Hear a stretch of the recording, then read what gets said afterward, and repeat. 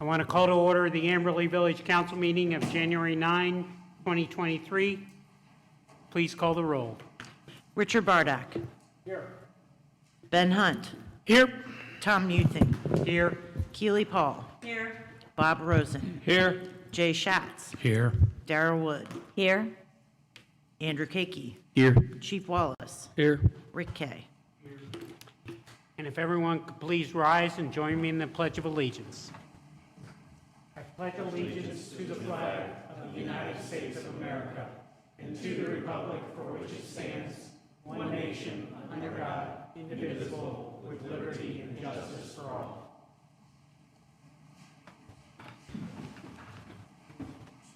First item on the agenda this evening is our minutes from our last regularly scheduled meeting. Those were circulated in advance. Are there any changes or corrections to those minutes? Seeing none, we can consider the minutes approved.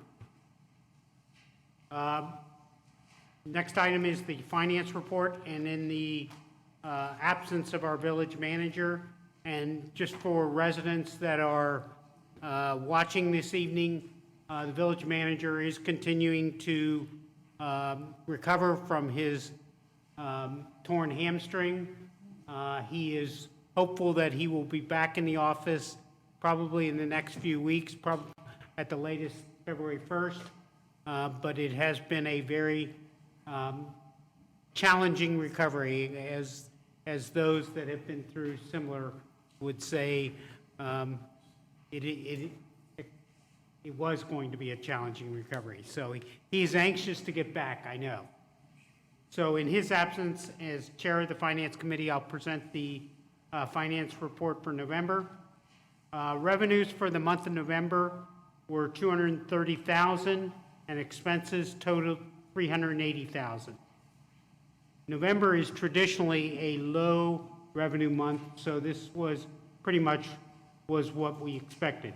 Year-to-date revenues exceed expenses by $350,000, which is very good, because we have now covered the entire Farm Crest project in 2022 across a number of funds. And I think when we undertook the street program a few years ago, or approved the street program, we looked at the year that was going to have the Farm Crest project, and we expected that to be a very challenging year from the standpoint of being able to have a balanced budget, but it's looking good. December is traditionally a high expense month, so that surplus will be reduced, but it's still a very good outcome for the year. And looking forward, costs do continue to rise, so we need to continue to be very cost conscious, but our staff do a great job at that, so I have no concern with respect to that. And that concludes my finance report. Are there any questions? Okay, we'll now move on to, we wanted to recognize Wes Brown for his retirement. Wes is not here this evening. His daughter is about to give birth to his first grandchild, so Wes is not here this evening. That obviously is much more important than hearing me say a few words about Wes, but Wes has been very instrumental for the village. I'm not even sure the total number of years that Wes has been here.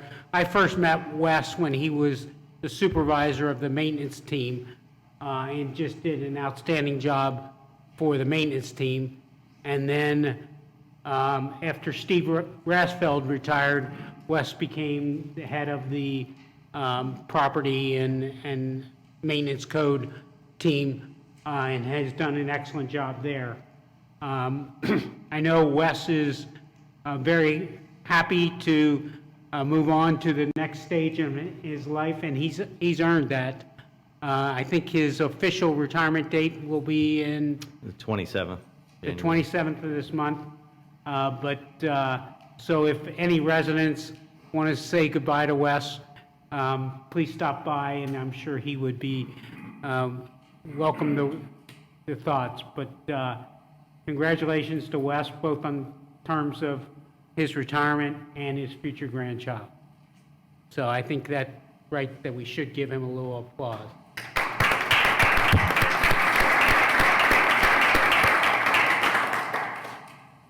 Okay, next on the agenda is the swearing in of a new police officer, and I will first turn it over to the chief. Okay, tonight we're going to swear in a new part-time officer. The officer is actually going to be assigned to the heroin task force downtown, and I'll explain more about that later in my report, but now I'll just kind of give a short bio on Mike Davenport. Mike was born and raised in Norwood. He attended Norwood High School. He attended the University of Cincinnati. I won't even put it in quotes, he put several times. Mike worked for the city of Madeira as a police officer, police lieutenant for 5 years before accepting a job with the city of Montgomery in 2003. In Montgomery, Mike was assigned to patrol, a detective. He worked in a drug abuse reduction task force before he was promoted to the rank of sergeant. Mike retired after 25 years of service on January 1st of this year.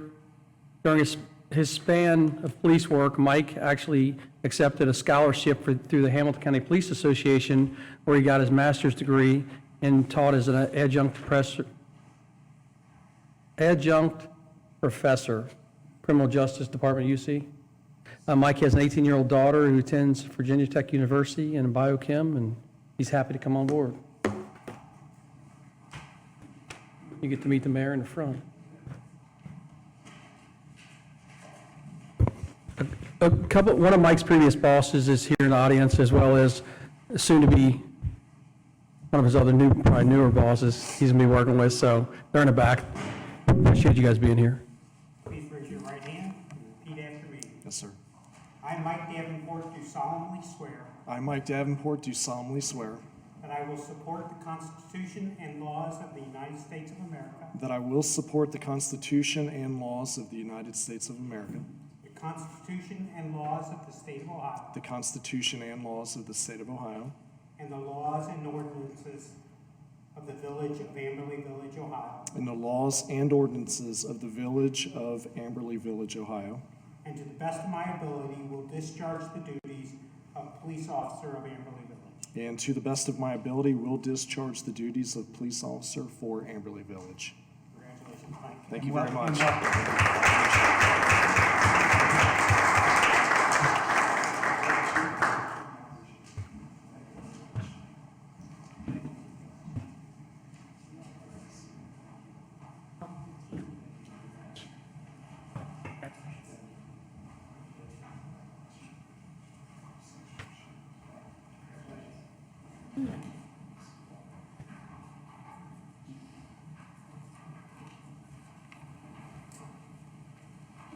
We'll now move on to committee reports, and the first committee is the Planning Commission. I turn over to Councilman Vargas.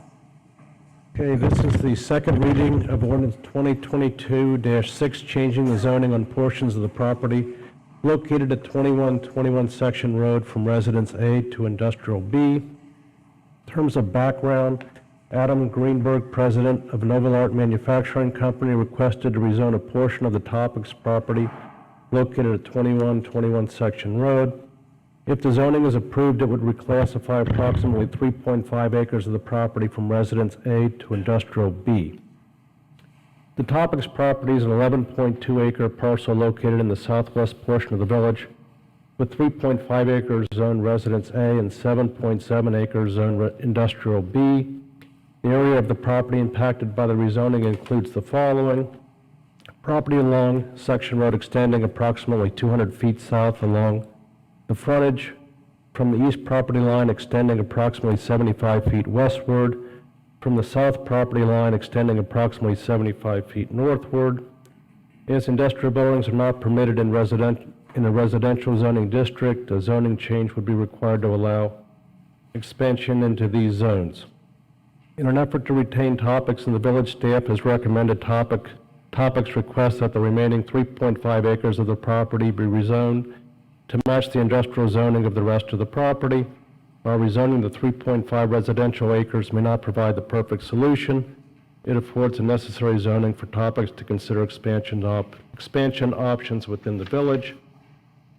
On November 14, 2022, Mr. Greenberg's rezoning request to the village was referred to the Village Council in accordance with the Village Code, Section 154.72. Council referred the request to rezone the 3.5 acres to the Amberley Village Planning Commission for review, recommendations, and suggestions.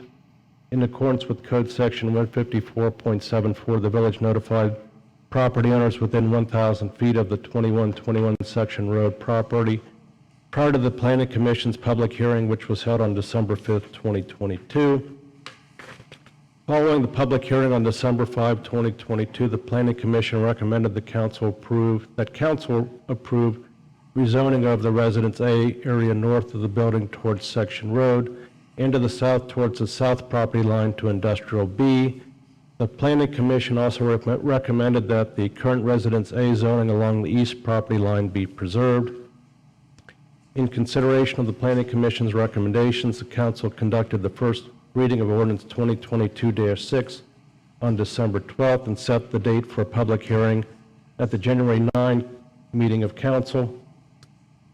After the January 9 public hearing, council has the option of approving or denying the rezoning request as recommended by the Planning Commission, approving with additional conditions, or denying the rezoning. If action is taken on the January 9 hearing, a motion to waive the third reading is necessary. An additional option is to not take any action on January 9 and conduct a third reading at the February 3rd council meeting before taking action on the request. Staff's recommendation is to waive the third reading on January 9 and accept the Planning Commission's recommendations as follows. Property along Section Road extending approximately 200 feet south along the frontage, rezoned to Industrial B. From the east property line extending approximately 75 feet westward remains Zone Residential A. And from the south property line extending approximately 75 feet northward, rezoned to Industrial B. And we also have some slides which might show in terms of actual locations for anybody here that wants to see where the actual property lines would be rezoned to. So I don't know if we can move that. Chris, why don't you go ahead and make a little... There are also handouts as well showing the pictures of the rezoning changes, but I don't know if Chris could maybe walk us through briefly the current rezoning in terms of actual pictures and what the revised zoning would look like. Sure. Exhibit A, which is on the screen now, shows the entire property of 2121 Section Road. The red shaded area is approximately 3.5 acres that's currently zoned Residence A. And if we move to the Exhibit B, the red shaded area shows the portion of the property that would remain Residence A along the east property line, approximately 75 feet to west.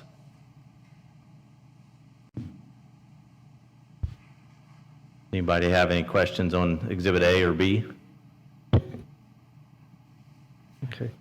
In summation, if council approves the recommendations from the Planning Commission, approximately 2 acres will be changed to Industrial B, totaling 9.7 acres. Approximately 1.5 acres will remain Residence A along the east property line extending westward approximately 75 feet. So I think at this point we're ready for a public hearing. I'll refer that to the mayor. Okay. In accordance with the ordinances, I'd like to open the public hearing. And it's now 6:44, so please note that the public hearing is open at 6:44. Is there anyone who would like to make a presentation? If you just state your name and your address and... Good evening, I'm Stephen Moses. I live at 2191 Bluegrass Lane. I believe what's already been covered is a summation of where we are, which is a good point in terms of the neighbors, the abutters to the Topix property. We were concerned with the 75-foot buffer which exists between the building and our property lines, and the fact that we were able to sort of reach consensus between all parties. The neighbors, the abutters, we feel this is a very good thing. The other thing we really want to say is that Topix is a very good neighbor. I've lived there 5 years. Many of my neighbors have lived there more, 15, 20 years, and there's never been a problem with Topics. It is a very good company. It's run very well. One of the things that I noticed living there is the many semi-trailers that come in to supply things that Topics uses to then sell to convenience stores. They come in from Reading Road. We never see them as far as we are, let's say, by either Elbrook or further on Section Road beyond their property. And that's pretty good. It's a very nice thing to see that we're not being bothered by what is happening at the property. So all in all, the fact that that 75-foot buffer will remain residential, and the fact that we have a very good neighbor, we're very much pleased to support the ordinance that's being proposed, and we would urge you to adopt it. Thank you very much. Anyone else would like to make a presentation? If not, we will close the public hearing and note that the public hearing is closed at 6:46. I will make a motion to waive the third reading of ordinance 2022-6, changing the zoning on portions of the property at 2121 Section Road from Residence A to Industrial B. I'll second. Okay, it has been moved and seconded that we waive the third reading with respect to ordinance 2022-6, changing the zoning on portions of the property at 2121 Section Road. Are there any questions or comments? If not, it has been moved and seconded that we waive the third reading on ordinance 2022-6. Please call the roll. Richard Bardak. Yes. Ben Hunt. Yes. Tom Muthing. Yes. Keely Paul. Yes. Bob Rosen. Yes. Jay Schatz. Yes. Dara Wood. Yes. I will make a motion to approve ordinance 2022-6, changing the zoning on portions of the property located at 2121 Section Road from Residence A to Industrial B. Second. Okay, it has been moved and seconded that we approve ordinance 2022-6, changing the zoning on portions of the property at 2121 Section Road. Are there any questions or comments? If not, it has been moved and seconded that we approve ordinance 2022-6. Please call the roll. Richard Bardak. Yes. Ben Hunt. Yes. Tom Muthing. Yes. Keely Paul. Yes. Bob Rosen. Jay Schatz. Yes. Dara Wood. Yes. That concludes my report. And again, I said this at the December meeting, and I think it was noted in the public hearing, but I really do thank the Planning Commission and your leadership, because I think this ended up a great outcome. And I thank Topics for your willingness to look at this. So thank you very much. We'll now move on to the Public Buildings and Parks Committee. Oh, boy. Sorry, I lost my computer's brain. Sorry. I'm gonna have to reopen it. And get any glasses. So we don't have any meeting notes since we haven't had a meeting since our last council meeting. We haven't had a committee meeting since our last council meeting. Today is the second reading of ordinance 2022-9, which authorizes changes to section 98.05 of the Village Code regarding rules and regulations for the village-owned tennis courts. I'm sticking to all three readings. The gist of this is that in 2021, when we had some repairs done to the courts in the municipal park here, that we added additional lining for the pickleball courts, so on top of the tennis court lining. And because of that, and the new popularity of pickleball, the courts are now being used for both pickleball and tennis. Please note there are 4 courts, only 2 of them are lined for pickleball. but based on the changing atmosphere around tennis and pickleball, we have seen some reasons to change our policy, so 98.05 regarding the tennis courts, and largely it's being updated to simply refer to it as the courts. They are now becoming non-denominational. So if anyone has any questions, but otherwise, I'd like to turn it back to the mayor. Questions? Any questions? So we would have the third reading on that at the next meeting. Okay, we'll now move on to the Compensation and Benefits Committee. Thank you, Mr. Mayor. This is the third reading of ordinance 2022-5, authorizing changes to personal time for employees. We've already held the first two readings of this. As just a refresher, this would be a change to Village Code 35.04, revising it to eliminate the phrase that which shall be charged against accumulated and unused sick leave, and would revise that to, quote, each full-time employee of the village shall be entitled to up to 16 personal hours off each calendar year.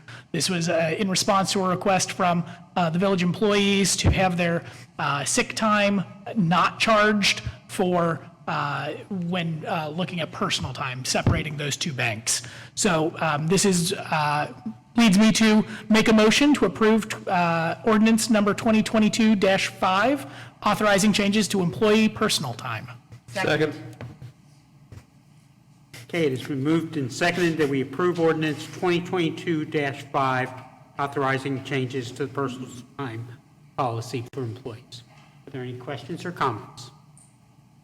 If not, it's been moved and seconded that we approve ordinance 2022-5. Please call the roll. Richard Bardock. Ben Hunt. Yes. Tom Muething. Yes. Keely Paul. Yes. Bob Rosen. Yes. Jay Schatz. Yes. Darrell Wood. Yes. Okay, and this ordinance will go into effect 45 days from now, but our intent is to have it retroactive to the 1st of January so that it will cover the full calendar year. Okay, we'll now move on to the Streets, Public Utilities, and Sewers Committee. Thank you, Mr. Mayor. The Streets Committee is proposing council adopt resolution 2023-1. It's our honor to have the first resolution of the new year. I don't know if we can keep that going in subsequent years, but it's certainly noted that it's an honor to do this. This resolution is authorizing a new fee schedule for the village engineers. Our village engineering is, the firm is CT Consultants, and I think, as you see from Scott's, the staff report, they're requesting an average increase across the board of about 4.88%. And the committee met and is requesting that council adopt this resolution. Do I have a second? Second. Okay, it has been moved and seconded that we approve Resolution 2023-1, authorizing a new rate schedule for CT Consult. Are there any questions or comments? I believe you said, but I didn't catch it. What percentage raise is this? The average is 4.88%. The highest is 5 and the lowest is 4.85. So it's roughly half the rate of inflation from last year. Thank you. And CT has done a great job for the village, and their rates have been reasonable, and we looked at this through the year, so, you know, they're doing a great job. Okay, it's been moved and seconded that we approve Resolution 2023-1, authorizing a new rate schedule. All in favor? Aye. Opposed? Be noted that that resolution passes unanimously. And that concludes my report. We'll now move on to the Police and Fire Committee. All right, thank you, Mr. Mayor. So this is a little business tonight that is kind of a follow-up from our last meeting. I apologize for not being here. Thank you, Councilman Bardak, for giving the committee report from Police and Fire. This is a resolution 2023-2, authorizing the purchase of 1 police cruiser and equipment conversion. This is specifically regarding a replacement K-9 vehicle. The police have currently been operating a vehicle that has been, is a 2017 model year with nearly 100,000 miles for our K-9 unit. So we'd be looking to replace that with a 2023 model year, a 2022 model year, new Ford vehicle, and specifically it would be a hybrid vehicle. And the chief in his report to us was very enthusiastic about the fuel cost savings that will bring, as the K-9 vehicle in particular tends to have more time idling. So we'll see some savings on that on the gas side.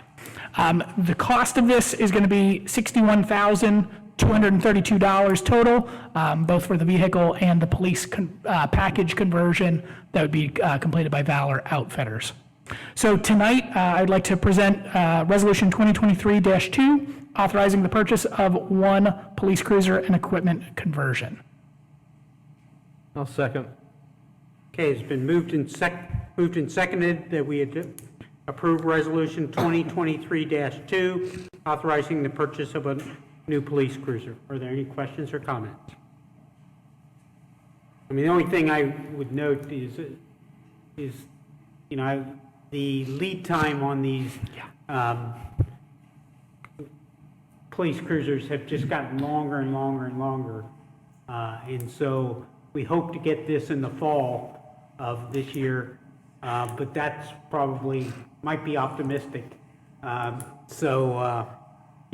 is mandating that we do think ahead on these things, and also requires us to, if in fact a cruiser goes down, we're at a little bit of risk, so. And can I actually make one note to that this was budgeted for the 2023 year. We already have this money budgeted to pay for this. Okay, it's been moved and seconded that we approve Resolution 2023-2, authorizing the purchase of a new police vehicle. All in favor? Aye. Opposed? Be it noted that that resolution passes unanimously. And thank you for it. We'll now move on to the chief's report. Okay, I don't have a lot, I'll just have a couple items. I want to follow up with our hire of our auxiliary officer, kind of explain the process. This is a really unique process we're going through this time with him. So Mike comes from Montgomery and comes with a lot of years' experience on drug investigations. But as most of you know, the Hamilton County Heroin Task Force runs through Amberley, where I'm the representative of the Hamilton County Police Chief, so I oversee all operations, all hiring, and things like that. And with Tom Fallon being there a number of years, and Tom's getting up in age, and he's looking at, transitioning out, we were able to come up with a grant for about $225,000 that'll pay for Mike's salary. So Mike's initially going to start as an auxiliary, and he'll be paid through that grant for that. In February, I'll come back to you once I get a contract finished with him. I'm working on the contract now. It'll be similar to the contract we have with Commander Fallon, and I got to just narrow down some numbers and things like that to make sure everything's going to be covered through the grant. So I'll come back in February and ask you to give us approval for this position to be full-time under a 2-year process, and then we'll continue to move forward. We have like 3 or 4 different grants that we work out of. We have overtime grants and different grants like that. So the benefit to the village, again, is us overseeing this and running this is by having, I've mentioned this before, by having, Tom in there, and now Mike, as well as JD. JD works full-time out of here, but he assists them on overdoses during the middle of the night. He gets called in. We initially pay him overtime and stuff to come in, but all that's reimbursed back to the village. but also every quarter, we receive back from the grant, $2,500 per officer we have assigned to that. So, and that actually helps build up some of our funds for equipment. The next thing is we're talking about grants. Sandy Pylon and Chris Fritch again. We completed our last AFG fire grant. Again, we are awarded that grant. Approximately $49,000, and that would be for some gas meters, some hose that we're going to need because we need to start replacing hose, which we've been doing. There's a fan and a couple fans and things like that. It's a 10% match, but because of inflation and everything going up, when we filed for this grant, we have since seen an increase in price, and they're not going to acknowledge the prices. So our match for us to get what we put in for could be 15 to 20% over, total instead of the 10%. In hindsight, if it costs us another, $2,500 to $4,000, we're getting $49,000 worth of hose, fans, and personal gas gear protectors the guys will be wearing, so it's well worth it. And that ends my report. Any questions? Thank you. Thanks. Now move on to the mayor's report, and I just have a few items. First, on appointments to the Planning Commission. When we went through the interviews for Scott Wolf's replacement, and we appointed Craig Capozzo a few months ago to that, we had identified as we were going through another good candidate, and that's what I would like to make a motion to appoint Nemet Jairazami to the Planning Commission to a 4-year term. Nemet has been very active in the village for as long as I can remember. I think Nemet was an original member of the Stormwater Advisory Committee and has continued to serve on that. I think the Stormwater Advisory Committee has been around for probably 16 to 18 years. Nemet has served on that the full time.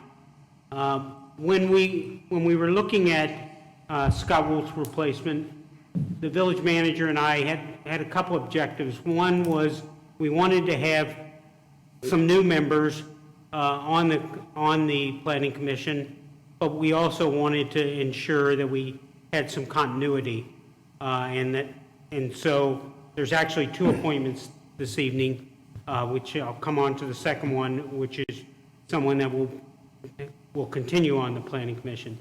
But the other issue that we saw on the Planning Commission is the Planning Commission had, geographically in the village, we had a high percentage of the members lived in a very small geographical area. And the chair of the Planning Commission could tell you that they lived very close. So we wanted to try to address that to get better geographic diversity in the village. And so Nemet fit that.